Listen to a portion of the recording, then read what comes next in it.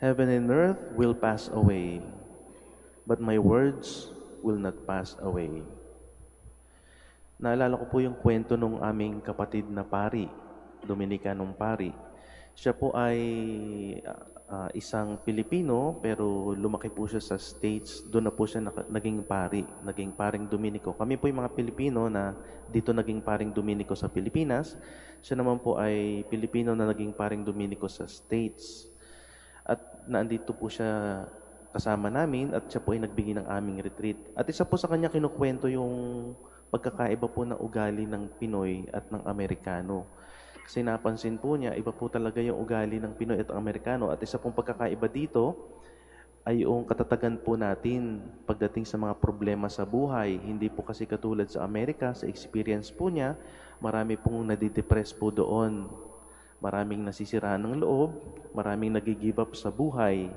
Pero hindi po katulad dito sa Pilipinas, parang mas malakas po ang mga tao dito, mas matitibay. Isa nga pong nakita niyang video, yung video po ng isang, meron po nung baha, merong baha, tapos ang nangyari po dun sa video, yung pong bahay ng isang pamilya ay inanod. Inanod po yung bahay ng isang pamilya, hindi ko po alam kung nakita niyo na yung video ito. At yung pamilya naman po ay nakangiti pa, parang nagbababay doon sa bahay na kanilang bahay na inaanod. At ito po ay pinakita po niya sa kanyang mga kasamahang pari doon sa Amerika.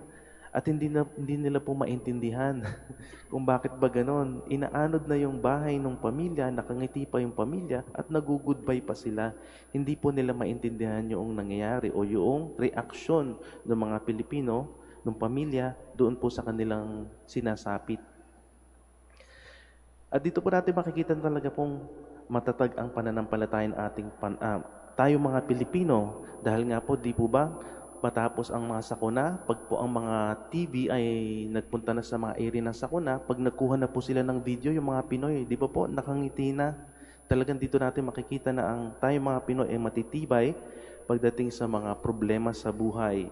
Sabi nga po nung pare, kasi dahil sa tibay na ating pananampalataya, yung pamilya, ano ang gagawin ng pamilya? Ang gagawin ng pamilya, tatakbo lamang sa simbahan, mananalangin sa ating Panginoon, mananalangin sa ating mahal na ina. Mami, bigyan mo uli kami ng bahay. Lord, bigyan mo uli kami ng bahay.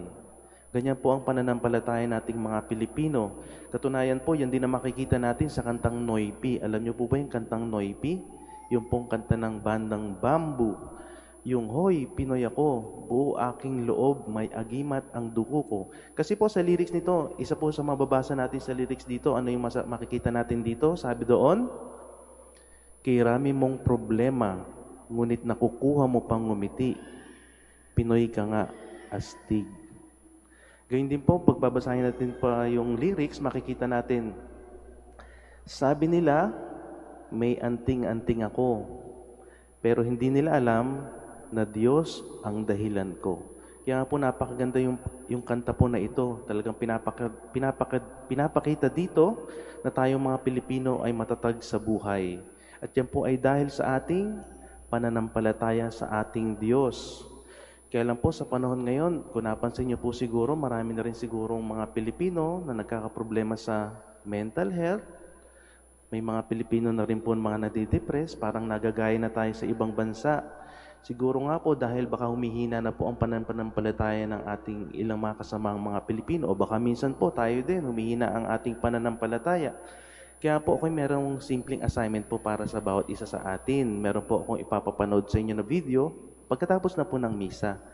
At total po, meron naman po tayong mga cellphone at meron po tayong mga data. Pwede po natin itong panoorin. Yung video po na ipapapanood ko po sa inyo, ito po yung, ang title po nito ay Universe Size Comparison.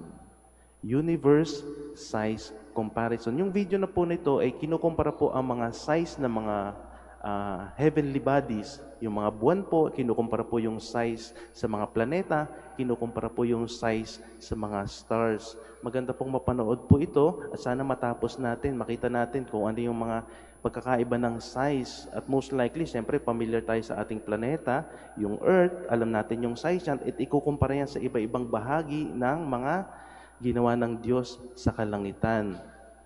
Napakaganda pong mapanood ito at sana po pag natapos natin, pagnilayan natin na yung mga bagay nito, sino ang gumawa?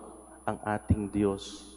Ang ating mundo at ang kalangitan, sino ang gumawa? Ang ating Diyos. Dito po natin makikita at kung makikita natin yung size ng mga ito, makikita natin talaga kung gaano makapangyarihan ang ating Diyos.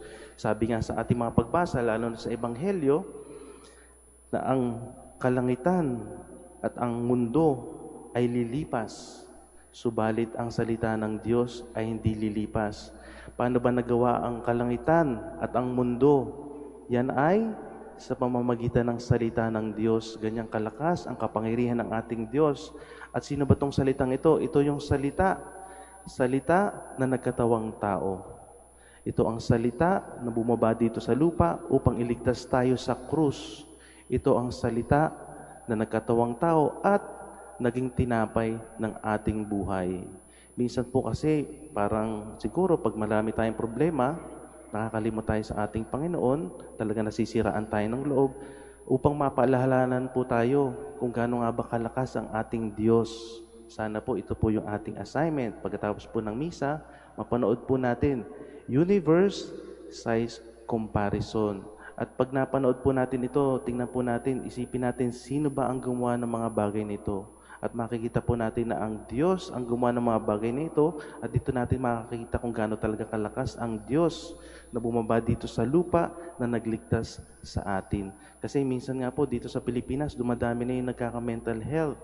Dumadami na rin po yung nadidepress.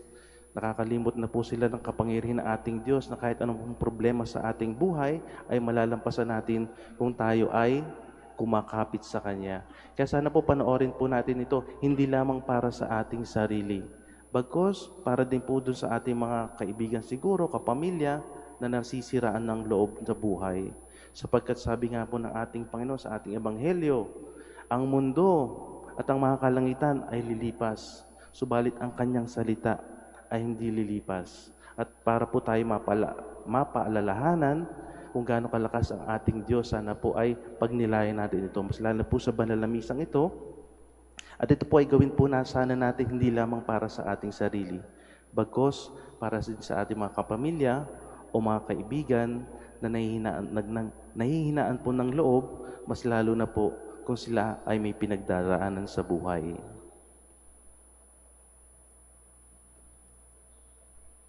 Please stand. The Lord Jesus has called us to watch for the day